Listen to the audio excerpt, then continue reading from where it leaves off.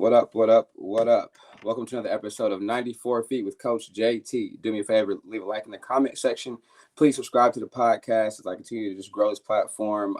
We'll get real busy this active this spring and summer, taking the show on the road, hopefully attending more sporting events, doing more interviews with my guests in person, no matter where they are. If I can get to them, I would definitely want to get some more face-to-face and live interviews going on. Again, thank you guys for those showing up last week to the 3-year anniversary. I appreciate it, man. We had a dope event at our place. Shout out Our Place Event Space and Kitchen in Sacramento. They definitely a dope place to have your parties and weddings or just hang out. Go visit the restaurant too. They got a dope restaurant in there, man. So again, shout out to Our Place for setting that up and getting it going, man. We're going on 3 years, episode 135 and more. We're on and rolling. All right, let me get to my intro. So my guest, Dr. LaTissha Graves Nash, is an author of Enough, the Psalm of Love, Pain, and Restoration. She's a co-founder of MAD 2, Moms and Daughters Marching Against Depression, and last, the co-founder of Enough Girl. Dr. Nash is a warrior wife, and mother of 3 amazing children. She advanced to teaching accelerated courses in high school and coaching tennis, winning 2 championship tournaments and 1 runner-up. She went on to become the Teacher of the Year and the Parent of the Year in 2023. Also, she's a philanthropist who has gone through the wildest of life, from marriage to situational depression, and now travels the world with her book and poetry, empowering women and children to levels of peace, prosperity, and business with God, with the Word of God. Also, last but not least, her breakthrough topics range from marriage, grief, business, faith, relationship, and childhood identity, fitness, mindset, etc. She has helped others break through topics through marriage, trusting God, relationships, surviving domestic violence, anxiety, depression, deformation of character, and surviving the attacks of Jezebel spirits through prayer and the Word of God. Acknowledging Dr. Nash, all she goes through will always get you to your breakthrough. Girl, get up. Dr. Nash, how are you doing? Super awesome. Wow, that was a lot.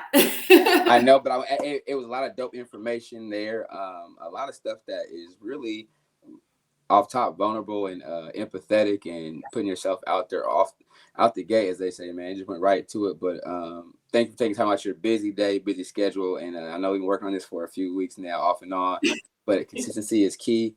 And I definitely appreciate you. In the bio, I did not say, but I just wanted to also start with she's a fellow Alcorn as well.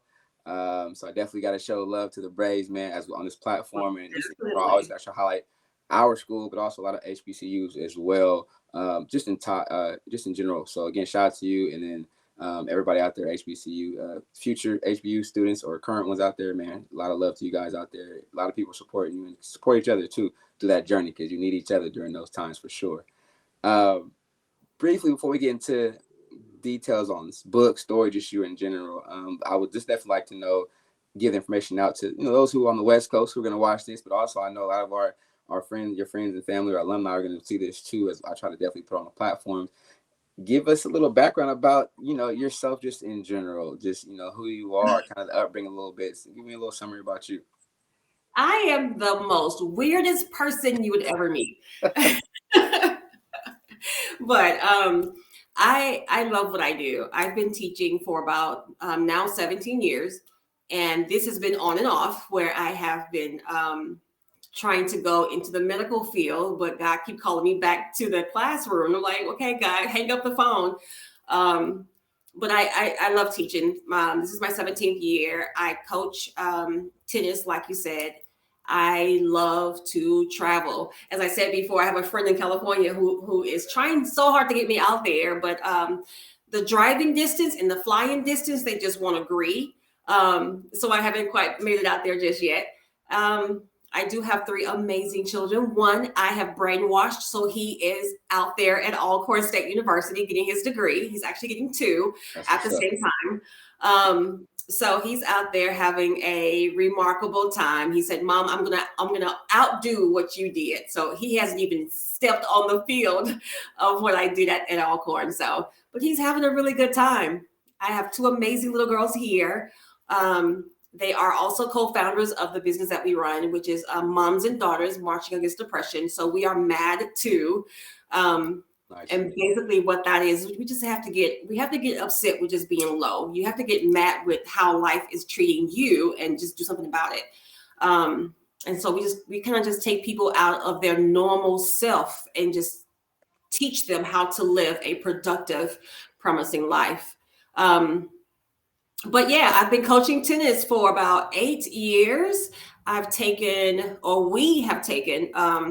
my assistant coach and I, we've gone to the championship playoffs 4 years in a row. We've won a couple of titles, but it keeps us humble. It keeps us going. It keeps us teaching our kids who normally wouldn't pick up a tennis racket, and being able to see how we can take those kids and just basically pour into them what we love and see them go that far. And here in our district, we really don't have that many people who are interested in tennis. So to have a female and a male to kind of pour into our group of kids, I love it. I wouldn't change it for the world. I would not change it. Nice, definitely. So shout out to you. I know coaching. I've been coaching basketball for 17 years as well. It's a whole nother commitment. It's a whole nother commitment that you sacrifice. You're helping raising other people's kids and being mentors for them. But they all, as we know, they all need it. And it's also, it's life skills in sports as well, and competition, a big factor too. Your time on the yard, I would definitely like to hear about just that experience. I mean, all alumni, people who I meet, HBCU in general, but even our Alcorn family, like everybody's experience is kind of different, but some things that are the same is like, of course, that family atmosphere, that struggle, but that success afterwards. But just give me a little bit about just your time on the yard and how was that for you as a person, like then, and like how do you see the benefits of it now as an adult and somebody who's also, got somebody on campus there too. Yeah. So my first year at Alcorn was 1998. And if I told my kids that, they were just like, wow. I'm like, that's not a century. I'm not old. They think 1990 whatever is just like so old, so long ago. But I got out there and I was the first of my family to kind of go to college. And it wasn't scary. It was just life changing because I hadn't been on my own. But that's what Alcorn does for you. It makes your home away from home feels more close knit. Every person every year was different. As far as roommates, I literally learned a different language every single year. I was able to visit the Czech Republic because my senior year, the girls who were Golden Girls were actually from various countries, and we were able to go back and kind of learn who they were and why they wanted to be Golden Girls. They had no clue what a Golden Girl was. But those years were the best of my college years for me. I was also in the choir, Interfaith Gospel Choir. So I went from twerking to working for God. It's just like, wait, how do you go between the two? It's like, wait a minute. Okay. I'm not going to do what you expect. And for those that don't know, the Gigi's the baddest ones on the planet. So let's not get it twisted. They're not and there you go. There you go. Even my boys back home be like, bruh, I said, yeah, man, this is where we at. This is where I'm at. California, we ain't got none of that. And I'm like, look, y'all, sorry. It's a little lot different. Y'all might want to come down and hang out and look at the HBCUs and see what we got going on. But yeah, one of the hottest things around is the GGs on campus. So shout out to all the GGs, man, doing big things.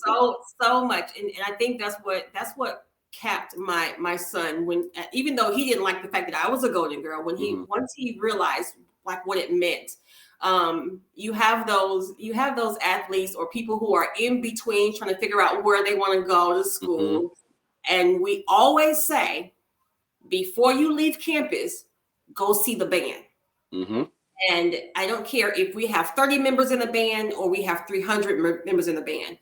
There's a part of the band, if you see them, you're going to be convinced that Alcorn is where you need to be. Yeah, that's so if you something see them, internal goes off, right? Like, because even to this day, you go back and see him just walking with something internal. When you hear him coming, starting off, who's gonna be in the front. You know what I mean? Like I remember my first time going on campus, and my mom's family's from Nasha, so my grandparents were there down the street. But I hadn't visited before I got out there for school, and I just went to walked on, play basketball. But I remember the first day I was there, I'm looking, and they're coming for practice, and everybody in the street stopped, cars move out the way. you hear the band coming around the loop, and then you just look at it. I'm like, I just follow, and I was like, oh, all right, this is different because you don't see that in California. I mean, you see, but I'm like, all right, this might work. Yeah, that's it. I said, bro, what is this, man? This is I'm different. convinced. I'm going to stay here. That's what's up. Briefly about that, though, talk about the camaraderie, though. It's a bond between you ladies out there like that. How important was that for you? One being, just, again, making it out there somewhat on your own to get the camaraderie, but also having that support system, because it's ride or die. It's one for all for one like that. How was that important, or how did that, kind of help prepare you as well to navigate spaces where you're in now? When I say that's a different type of sisterhood, the girls that you come in with on the line, the girls that you dance with, there's a different level of connection between those girls. There are girls right now that I dance with at Alcorn that we still, if I needed anything, if they needed anything, we made one phone call and it was done. We were there. There are 4 of us that still kind of talk. We talk almost every other week. And what capitalized our friendship is that we are literally in 4 different states. But if anything should happen and they need prayer, we need somebody to show up somewhere. Mm-hmm. Those types of bonds you just don't make anywhere. And there's no money tied to it. There's no sorority tied to it. I mean, we have G5, but those relationships are beyond Golden Girl. Those relationships are beyond just families outside of Alcorn. Those are my sisters. If one fall, we all fall. If there were points where we backed into each other, we bumped into each other, or we had differences with each other, we knew then that nobody else can come between this circle. Mm-hmm. So let's stop right here and we fix that. Mm-hmm. The tie between me, of course, was you have the Golden Girl and then you have the gospel.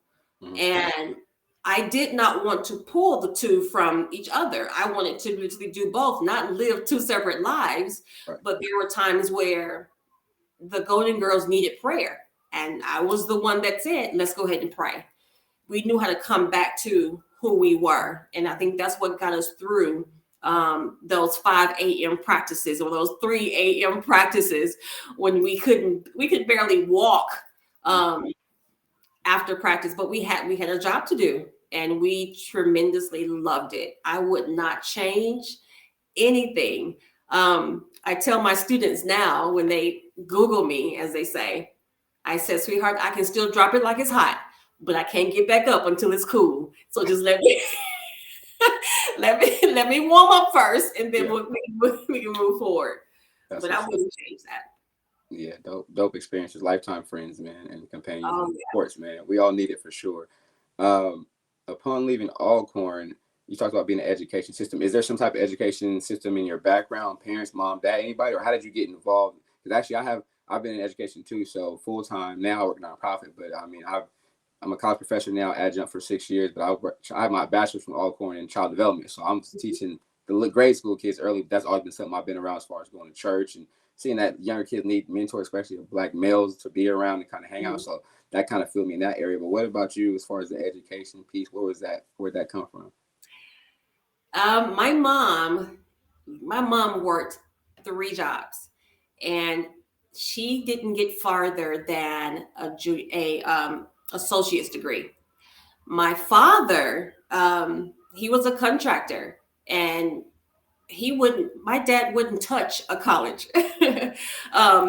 I think back in those days, he knew the family business. So his goal was to continue to do what brought the most money in. And they both did well. They both did well in their professions. My mom wanted me to be a physical therapist, and I did go to Alcorn to become a physical therapist. However, right upon finishing the first degree, I got called into teaching, and I fell in love with it. Mm-hmm. And one of the things that kind of took my mindset to teaching or being in education was there was that one teacher in my high school. My mom worked, like I said, 3 or 4 different jobs at the same time. There was nothing that I needed, but there was one thing that I did need, and that was that connection with another woman. And that was that I need a mother figure. I need someone to make sure that, you know, if I'm doing wrong or if I have questions and I can't reach my mom, do I have that other person? With me being quiet in high school, one teacher just kind of, I guess she fed into my quietness, my shyness. And she said, look, this is what's going to happen to you. This is what's happening to your body and things of that matter. Cause I didn't know what is this stuff going on with my, you know, embarrassing with my chest. What's happening? And she was able to explain that to me because I was a tomboy. I would rather fight than, than dress up or anything. So she convinced me or encouraged me to stay into education. And I got really good at what I do. So I just kind of stayed there. That's good. That's dope. I mean, it's authentic, you know, it happened by choice and by faith, right? By kind of, that's what's up. Being an educator too, what are some of the joys? I know it's hard enough. I don't got to talk about the hard times. It's hard enough. But what are some of the joys and the positive things that you like about that career? I like the challenge of teaching. I've taught on every single level there is. I've started out with kindergarten and I've gone all the way up to college. I now teach at 2 different colleges and a high school. One of the things that I truly do love is when I can take a child that hates biology and make them love it. I like that when you walk into my classroom, you don't walk into a classroom setting where you have 5 desks in a row, 6 desks going across. Every single day, you're going to get another setup. And that's I believe, what brings my students into the classroom is that I bring it alive. You can never expect the same thing from a classroom like myself, but of college, of course, you can. But there are it's 3 boys that I taught at a school called Lanier High School who hated my class. And they would give me, oh my God, they would give me a headache almost every single day, but they performed on every test. They went over and beyond with making sure that nobody messed with Dr. Nash. That means something though, right? That means making an impact internally. Exactly. So if there was a fight on the hallway, one of them would eventually come to the classroom and say, don't come out of the hall. Don't come out in the hallway. Or somebody's going to do this by the end of the day. So just, you know, go the other way. But believe it or not, that was about 9 years ago when those 3 boys became my sons. And my assistant coach played tennis for me at Lanier High School. My assistant coach, I walked away from tennis. He picked up the team, took them to the championship playoffs after playing for me 2 years prior to. About 2 months ago, I just hired that same student of mine as my assistant coach at the new school where I work now. And he helped me last year to get the team back to the championship. Nice. So those types of relationships of taking a student who didn't have that mother figure, it was 3 of them, and now they are the brothers to my son, who I call my own sons. That's the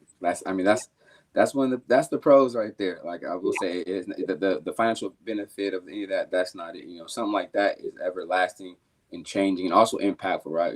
We're in a work that you want to make impact. You impact lives, and especially males and females, Black males and females, any student for sure. But we want to see them be successful. You know, handle it appropriately, be around a long time. Right? You got to handle yourself. Right? You got to speak correctly, but then also. Right. Affecting you as a mom, that means something, because boys and moms relationships are one of a kind, right? So that's dope. Shout out to them and you for that, because I know that's something that, you know, for them, they're gonna look out for you no matter what. Now they attached at the hip, so they ain't going nowhere. So that's they can't go anywhere. And I still tell people to this day, I have 31 children. I have 31. The kids who call me mom, and oh my God, my kids, my own personal kids don't like it, but they're just like, you give everything to the students, but they will give everything for my family as well. Nice. We'll shift a little bit here to, at what point did you really decide or feel like, okay, outside of the work world realm, you wanted to put together a platform or activities, books, novels, stuff like that, as far as getting out to telling your story? At what point did you make it like official? Because, you know, a lot of people, they see the end result, right? Even you see stuff, you're on, you're moving now. We've been talking back and forth, calls here. It didn't always, it wasn't always that. Yeah. You've put in work to get to this point though. But at what point did you feel like you want to, again, help others even on a bigger scale? Because really all you're doing is still helping others, but now you're taking it to where I'm trying to help however, how many people I can, no matter where you are, who you are. But something had to occur or something like that. Or what brought that about? That first book was actually a book of journals. And like I said before, I'm very quiet. I've always been quiet. But my mom, she kind of took over my journals, and she invaded my privacy. And she said, "I didn't know that you were going through all of this. How can I help?" And I said, "Mom, you can't help. One is in the past. Two, I've overcome it. And three, I don't want anybody to know." And she took my journals, and my mom is an avid reader. Like when I say she can take 6 books and read them all in 3 days, like she can read all 6 books at the same time and not ever mix the stories. She took my journals and she kind of put them in a particular order and made me, she didn't really make me, she encouraged me to type them. Mm-hmm. She said, if you can type this, we'll move it forward. I said, move it forward to what? Mom already know what she want to get done. Mom ain't right. Like, what are you doing? But my mom took my poetry. She took my poetry in high school and she published it in the newspapers without my permission. My mom is just bogarting everything. But when I saw that she took my journals and she made them an actual book, and the very first case of books sold in 3 minutes. And she opened the second case in the library in Sunflower County, Mississippi, in Indianola. So in the library, we had 64 books, and there were 7 people that came to that book signing. One person bought 1 box. Here's the kicker. That one person that bought 1 box gave 1 book to 1 girl. Mm. That girl did not commit suicide. Mm. That is what took me to the next level. That's all it took. That's it. That's clear.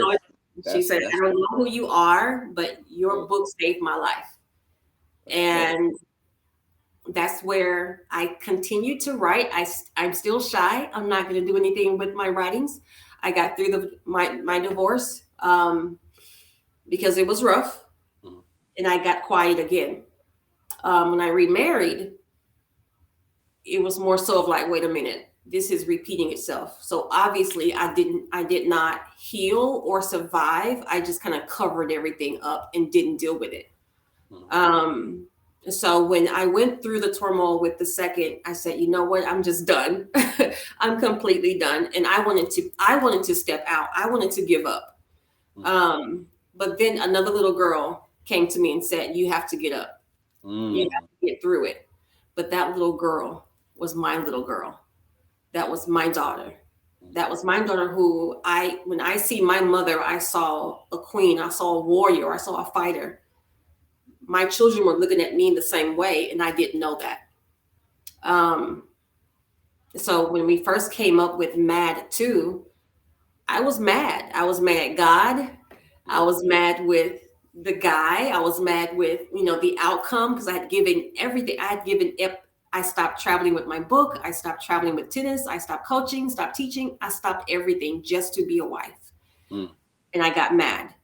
And once I got mad, I dealt with everything in the past. I dealt with everything that was happening right then, and God took over. And we've been traveling the world, doing podcasts, doing books, doing journals, and doing more novels, all while we're going through divorce. How, I have an idea, but to one, not know until you figure out the impact you made, how rewarding personally is that for you, that just one young lady was inspired to change her life or save her life from something you had no intention on getting to her, but it's out there? What was that initial feeling like though when you heard that? Well, after I dried my face, um, straightened the makeup back up, um, I kept saying, "Wow, like thank you for reading the book." Um, I don't know. I don't know. Now I have this respect for being what they Mm, call a blueprint. yeah. Um, and that's what one young man said after I think I traveled with his Boys and Girls Club or something like that. And I spoke to the girls and he said, you're a blueprint. And that did not resonate with me the day that he said it. But I was going through things that you couldn't find on Google. You can't find an answer to this.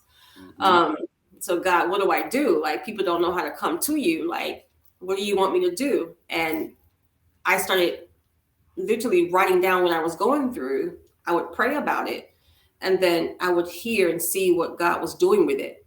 Mm-hmm. And then it took me all the way back to that young lady because now she is one of the most brilliant people that I've ever seen um, get back up from what she was going through. And that was, for her, it was molestation. And she didn't know how to forgive her father. I didn't have my father after 15. So I didn't like him for that reason, but I knew that I had to forgive him for whatever it was so I can move forward. And now thinking back to that situation or that young lady, I think I can say now that that was God's way of showing me who I was. This is why I put you here. Mm-hmm. And it could be just for that one person. Um, think about this for me. When you pay tithes, you put your money in the envelope. Mm-hmm. You put the envelope in the basket and you leave it there. Mm-hmm. Imagine putting $10 in there and every dollar hit 10 different people. Mm-hmm. Now your blessing of that $10 that you just blessed, one little $10 bill is right there that now has been spread between 10 other people. Yeah. So that little girl back then who said, your book changed my life, your book saved my life. Mm-hmm. Now what she is saying to other women is saving their lives. Yeah. So if I have to be a blueprint, use me. Yeah. Shout out to you, former pastor of my church. He passed away about a year ago now, maybe about a year. He one of the mottos of the church was blessed to be a greater blessing to others. Yeah. Like, you just never know. I mean, that's what you care. If you carry yourself that way, or if you're there in the spot, if you're at these places, I mean, you be who you are. People will feed off that light, that energy, or what you say Yeah. can save. Like you said, can save their life, or they're gonna turn around and say, "Hey, I learned from somebody. I read this. It can help somebody else." So that's That's right. definitely dope. I would ask the same question now though about your daughter though. Yeah. That's even more personal. How was that when she's like, "Okay, Mom, I see it in you to actually for you to hear that from your own flesh and blood." I'm going to tell you a secret. It's not really a secret. Um, my daughters are, I have this thing where I say, my daughters are watching. Hmm. And that was when she told me to, my oldest, she's now 16. She told me to get up. At the time that she told me, she was 9. And she drew this picture. She was 10, I'm sorry. She drew this picture in a box and she drew me in the box. My other daughter came back through and she drew the box like a 3D picture frame. And in the picture frame on the sides of it, it said, girl, get up, girl, get up, girl, get up, girl, get up. So here it is. My oldest just drew a box with me in the box. And then, of course, the other one came back through. As soon as I started to get better, as soon as I started fighting depression, now these are happy children. They are like, there was nothing that could ever harm them. They are always full of joy. They're always having fun. There is never a dull moment. But as soon as I healed, as soon as I fought back, they got attacked. And now I'm seeing them crumble. I see them falling. I see them getting lower. I see them fighting and I see them struggling. I'm like, wait a minute. That's tough. So the devil couldn't steal my joy, so he tried to take theirs. So I had to go back and teach them how to let's fight for real. That's what's Let's up. fight. Yeah, that's tough too, for sure. Knowing that as a parent, you probably want to carry the weight for them for them, but also seeing them being the opposite way. Now it's going the opposite way, but you called it, you hit on the head with that one. But Yeah. I think that's so dope how you can help assist your young ladies in fighting back, but together support of the mom, but also somebody experienced the best teacher, right? You've been through it, Yeah. so they've seen it. Like so now, as we know, some kids that aren't yours maybe sometimes not listening as much, but now that's dope to see that they can go to you for that and you're there for them. So Yeah. shout out to you guys for going through that and staying with them and them for fighting. We definitely I understand it's not easy for sure. It takes consistency and work, but also it's get some hard times. But like I said, get up, don't quit, don't Yes. quit, and get up. Currently, right now, as far as what are you doing, business venture wise? How busy are you? Like, what's on the plate right now that we can share with these people? Because I know I'm gonna tell y'all something. This ain't no secret. We've been trying to get linked up, vice versa. Been busy, but which okay. But one thing I think you said it will happen, or we said we gotta make it happen. We're gonna, even difficulties trying to keep it from happening. But somebody need to hear this message. They're gonna watch this and be inspired. They're gonna connect with you. They're gonna reach out, which is what the purpose of this platform is for sure. Yeah. But currently, right now, what is shaking and moving amongst the things personally going on? We are getting ready to we're going to redo the modeling. It's ministry and modeling. And what happens is we're taking young ladies and we're taking them through a ministry of motivation where we're teaching them how to just do life through modeling. One of my survival strategies was taking photos. So if sometimes when you're going through things and you don't want to look like what you've been through, Mm-hmm.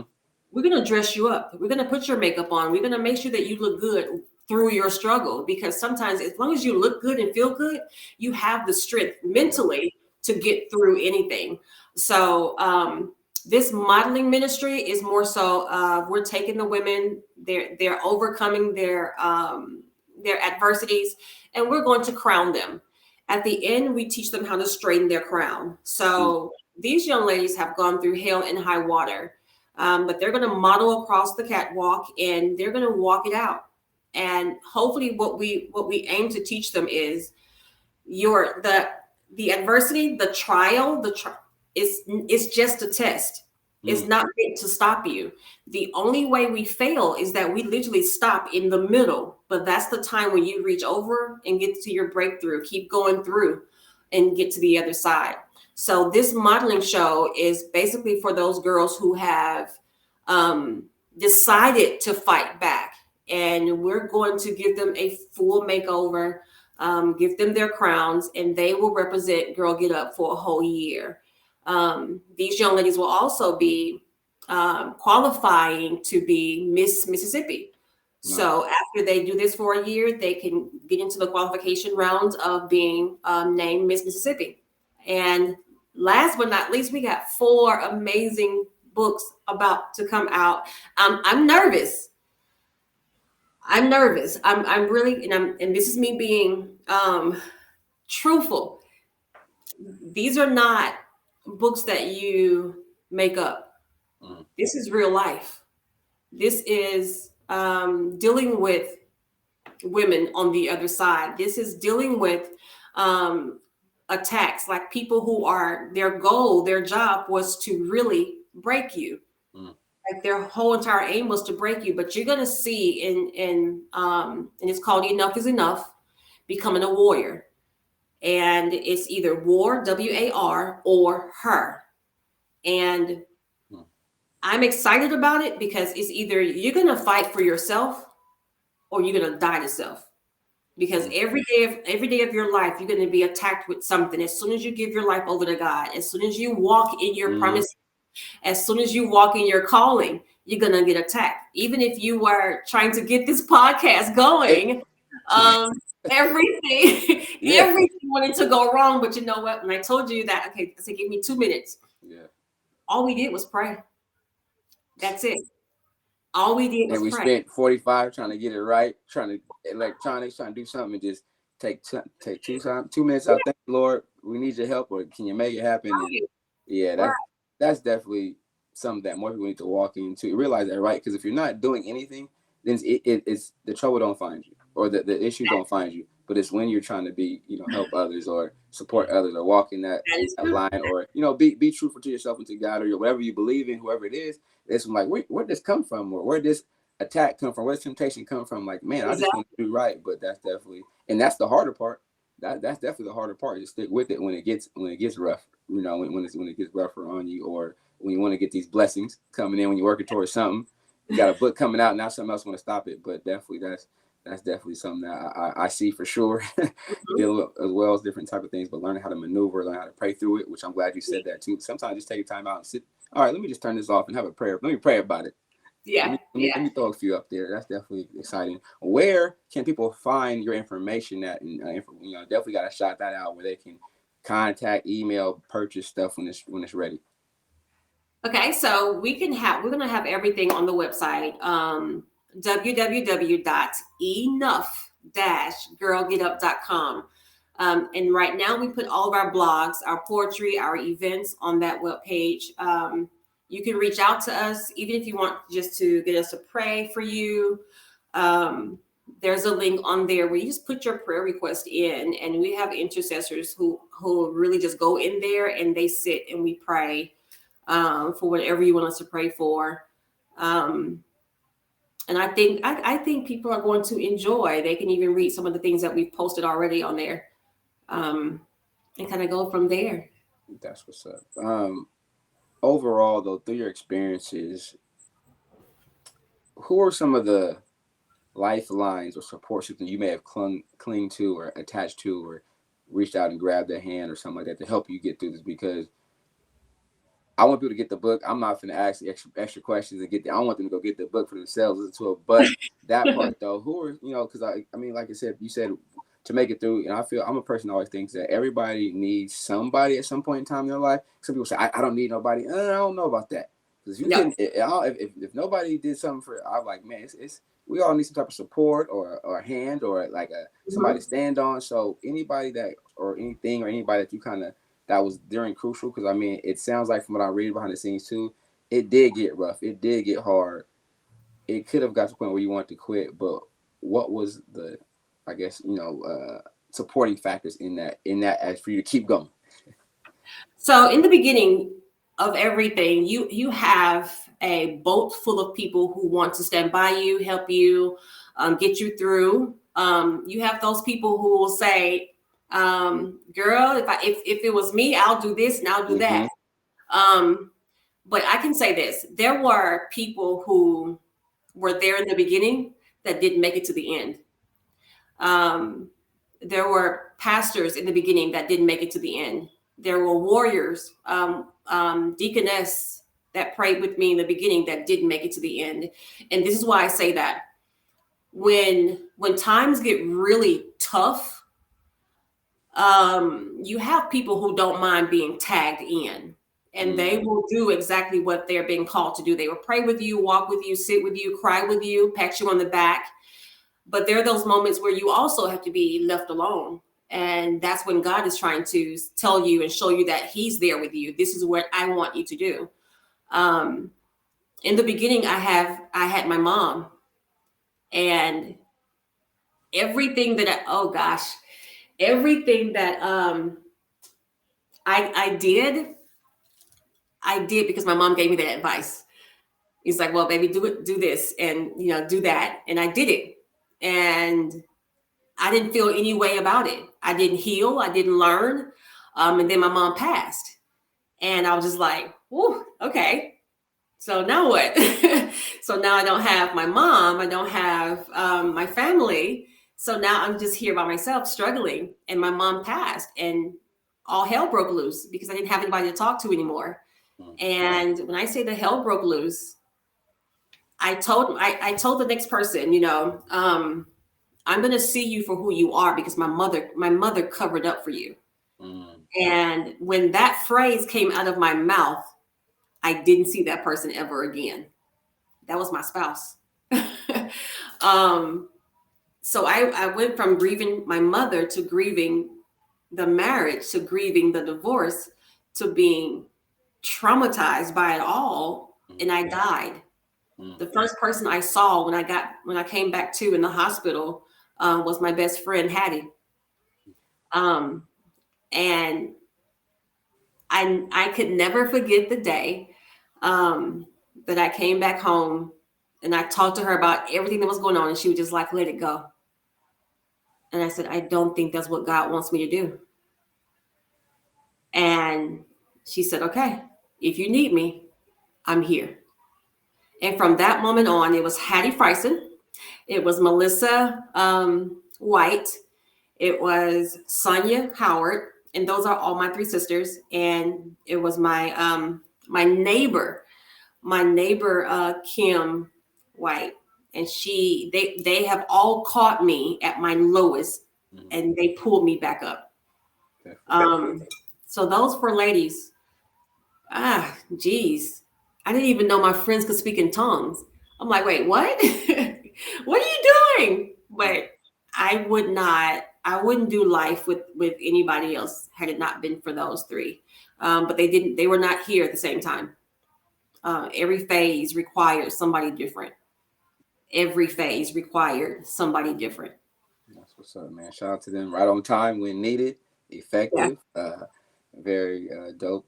So in basketball, I do kind of put some terminology together from the end of the show, though, right? So a triple threat in basketball, we call where you can dribble, pass, shoot, right? Three things, right? But however, at the end of my show, I ask all the guests, though, for their personal triple threat. So you personally, Dr. Nash, just what are three things that people who are listening to the show, who may see your website or read your books, that they can know who you may be personally, or kind of how you stand or how you maneuver through life right now? Like your three things, your personal triple threat that you can give somebody who's listening, who will watch this interview by, okay, you know what? I'm taking her triple threat away. I like that, or I learn more about it like that. If they don't watch the whole thing, if they just see this, if they watch the triple threat part, what are three things you can kind of put your stamp on or kind of say, yeah, this is me, this is how I move, this is how I hold myself accountable? That's wild. You asked that question. It's three things that I say about everything. If you want to be successful in life, wise up, rise up, get up. If you learn why you're going through something, if you learn why you love something, if you learn why you want to play basketball, you learn to rise up in it. And one thing about let's say a cake will not rise unless it has the right ingredients. So in order to get the wisdom, you need to pour something into that dream, pour something into that promise, pour something into whatever it is that you want to do in life.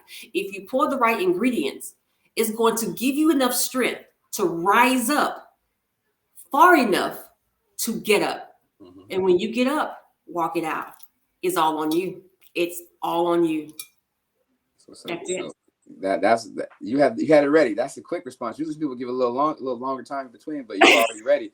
That's dope. One more time though, give out the website information where they can find you, see stuff, drops, information, purchase stuff when it's time to when it's all ready. Oh yeah, I am Dr. LaTissha Graves Nash, and you are more than welcome to reach out to us at www.enough-girlgetup.com. Definitely, thank you. I'll post it on all the socials when we drop the episode. Thank you. Again, like I said, I know we had our struggles before getting this thing going, but it was well worth it because the message, I know for me myself, is well received. So I know others they'll be received by it well, be blessed, and keep doing what you're doing. Please let me know or tag me in when you got stuff dropping on the social media so I can always repost it for you. Super awesome. That never not a problem for me. Definitely want to get the exposure out here West Coast, but some of these issues or things you're talking about, people everywhere need to hear about it and learn something or find a tool to tap into. So it definitely can be a resource. That's what I'm here for as well. You heard it here first, man. Dr. LaTissha Graves Nash on 94 Feet with Coach JT. Two former Alcorn Braves to the heart through and through. We out. Bye.